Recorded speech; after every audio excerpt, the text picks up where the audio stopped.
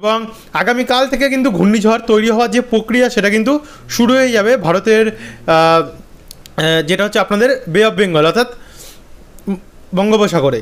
তো 20 তারিখের পর আমরা যখন মঙ্গলবার 21 তারিখ দেখছি, 21 তারিখের মধ্যে কিন্তু অনেকটাই শক্তি বাড়িয়ে নেবে এই প্রভাবটি। কিন্তু সাইক্লোনিক সার্কুলেশন কিন্তু 20 এবং 21 তারিখ এই 2 দিন তৈরি হবে না। সাইক্লোনিক সার্কুলেশন তৈরি হবে আপনাদের এখানে 21 তারিখের পর অর্থাৎ 22 তারিখ থেকে, বুধবার থেকে। তো এখানে বুধবার আমরা যখন প্রবেশ করছি 22 তারিখে, সে সময় আমরা ভারতের আন্দামান এবং নিকোবর দ্বীপপুঞ্জের ওপরে যথেষ্ট পরিমাণে ঝড়ো হওয়ার কিন্তু দাপট আমরা লক্ষ্য করতে পারছি। তো ঝড়ো হওয়ার দাপট আমরা যেটা দেখতে পাচ্ছি এখানে মোটামুটি 23 তারিখ বৃহস্পতিবার, 23 তারিখের মধ্যে কিন্তু ঘূর্ণাবর্ত আকার নিচ্ছে। অর্থাৎ 23 তারিখের মধ্যে যা ঘটতে পারে এটা কিন্তু আমরা দেখতে পাচ্ছি। এবং এর যে পরিস্থিতি সেটা আমরা যেটা কত কিলোমিটার গতি থাকবে 23 তারিখে বৃহস্পতিবার, 72 থেকে 73 কিলোমিটার প্রতি ঘন্টায় কিন্তু এর যে গতি বা শক্তি এটা কিন্তু আমরা লক্ষ্য করতে পারছি। এবং 23 তারিখ থেকে আস্তে আস্তে করে 24 তারিখ শুক্রবারের দিকে প্রবেশ করলে ঘূর্ণাবর্ত কিন্তু আগের থেকে অনেকটাই শক্তি বাড়াবে। আগে আমরা দেখতে পাচ্ছিলাম মায়ানমার উপকূলে গিয়ে সরাসরি আছড়ে পড়ছিল এই ঘূর্ণাবর্ত অর্থাৎ ঘূর্ণিঝড় রেমাল। তো সেখান থেকে আমরা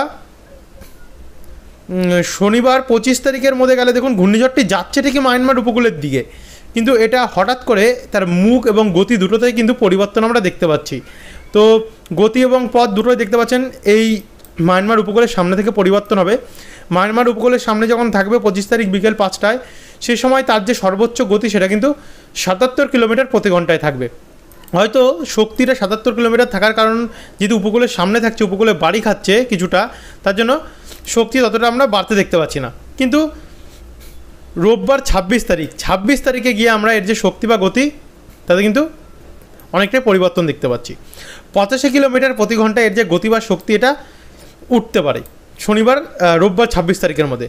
এরপর 26 তারিখ সকাল 9টায়, সে সময় কিন্তু পশ্চিমবঙ্গ বা বাংলাদেশের জন্য খারাপ খবর, কারণ এই দিনটি পশ্চিমবঙ্গ এবং বাংলাদেশের উপকূলে ঘূর্ণিঝড়ের দাপট চলবে।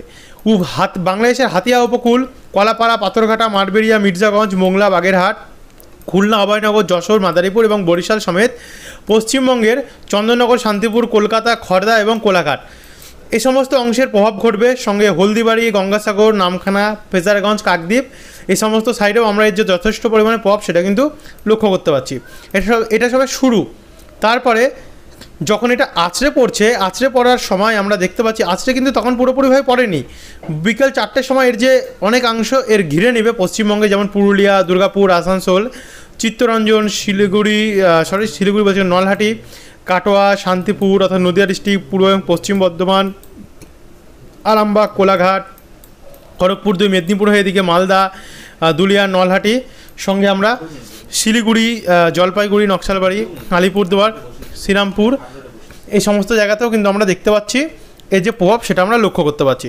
তো ময়মনসিংহ, রাজশাহী, ঢাকা, কুমিল্লা, আগরতলা, আমবাসা, শিলচর বাজার, উদয়পুর, চিটাগং, মহেশখালী, বাংলাদেশের হাতিয়া এবং কলাপাড়া উপকূলতে যথেষ্ট পরিমাণে ভয়াবহ যে প্রভাব সেটা আমরা দেখতে পাচ্ছি। তো তারপরে আমরা এটা 26 তারিখের পর যখন 27 তারিখ দেখতে পাচ্ছি, 27 তারিখে গিয়ে কিন্তু এর যে শক্তি বা প্রভাব সেটা কিন্তু আমরা যথেষ্ট পরিমাণে দেখতে পাচ্ছি। তো 27 তারিখে সোমবারে গিয়ে এর যে শক্তি বা গতি সেটা কিন্তু সর্বোচ্চ উঠতে পারে 99 কিলোমিটার প্রতি ঘন্টায়। দেখতে পাচ্ছেন কতটা ভয়াবহ হয়ে উঠতে পারে এটি। এর ফলে বাংলাদেশের সব জায়গা এবং পশ্চিমবঙ্গের সব জায়গাতে কিন্তু যথেষ্ট পরিমাণে এর যে ভয়াবহ প্রভাব সেটা কিন্তু থাকবে। আর কোথায় কত কিলোমিটার গতিবেগে ঝড় বইবে সেটা কিন্তু আরও বিস্তারিত আমরা বিকেলের আপডেটে তুলে ধরবো। তবে এখনকার আপডেট আমরা দেখতে পাচ্ছি কি প্রচণ্ড এবং অতি প্রবল শক্তি এটি বাড়াতে পারে। তো সেখান থেকে 27 তারিখে দেখতে পাচ্ছেন লাস্ট আমরা ECMWF মডেল অনুযায়ী ভালো শক্তি দেখতে পাচ্ছি। এই তো হলো ECMWF মডেল। এবারে যদি আমরা GFS মডেল দেখি, অর্থাৎ দুটো সম্ভাবনার কথাই কিন্তু আমরা আপনাদের কাছে তুলে ধরছি ECM এবং GFS মডেলের। তো GFS মডেল যে সম্ভাবনাটা আমাদেরকে দেখাচ্ছে, যেমনটা আমরা দেখতে পাচ্ছি 20 তারিখে আগে যেমন ছিল তেমনই থাকবে। 20 তারিখের পর মঙ্গলবার 21 তারিখে বঙ্গোপসাগরে সাইক্লোনিক সার্কুলেশন তৈরি হবে। 22 তারিখে এটা অনেকটা শক্তি বাড়াবে আস্তে আস্তে করে, একটু করে। তো তারপরে 23 তারিখের মধ্যে এটি একটি ঘূর্ণিঝড়ে রূপান্তরিত হতে পারে। যেটা এখনকার জিএফএস মডেলের সম্ভাবনা। তারপরে আমরা 23 তারিখের পর শুক্রবার 24 তারিখে আমরা দেখতে পাচ্ছি নতুন যে সম্ভাবনাটা জিএফএস মডেলে, সেটা কিন্তু ওড়িশা এবং অন্ধ্র উপকূলের দিকে এটি অগ্রসর হবে। 24 তারিখে মোটামুটি দুপুরবেলার মধ্যে এটি অন্ধ্র এবং ওড়িশা উপকূলের মধ্যে আছড়ে পড়বে, যার জন্য আছড়ে পড়ার সময় যে সর্বোচ্চ গতি 107 কিলোমিটার প্রতি ঘন্টায় আমরা লক্ষ্য করতে পারছি।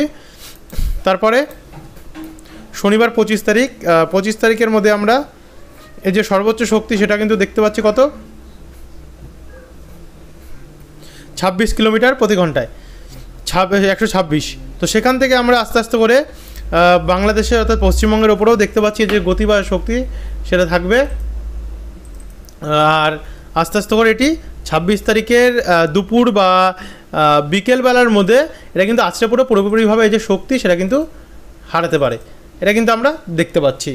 তো মোটামুটি দুটো সম্ভাবনায় আপনাদের কাছে আমরা তুলে ধরলাম কোথায় কি চান্স থাকতে চলেছে।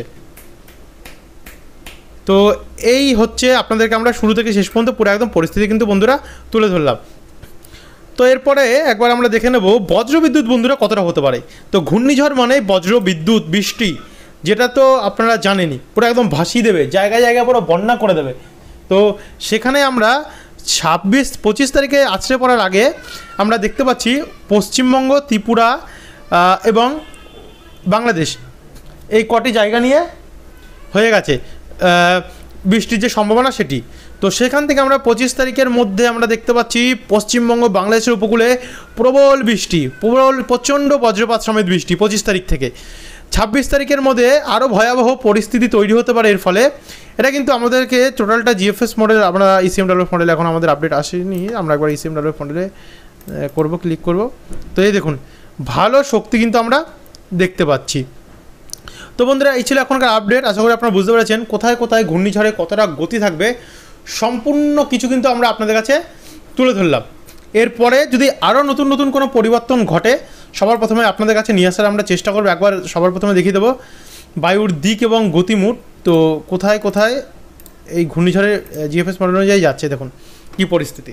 তো এই হচ্ছে পরিবর্তন, পুরো জায়গায় জায়গায় কিন্তু ভয়াবহ ঝড় এবং বৃষ্টির তাণ্ডব ইনিংস টানা কয়েকদিন চলবে। তো যারা নতুন এখন অবধি সাবস্ক্রাইব করেনি, সাবস্ক্রাইব করে রাখতে ভুলবেন না বাংলা খবর এবং ডেলি বাংলা নিউজ ইউটিউব চ্যানেলটিকে। এখনকার জন্য এতটা রাখলাম, আবার আসবো বিকেলে নতুন আপডেটের সঙ্গে। ধন্যবাদ, সুস্থ থাকবেন, ভালো থাকবেন, অসংখ্য ধন্যবাদ।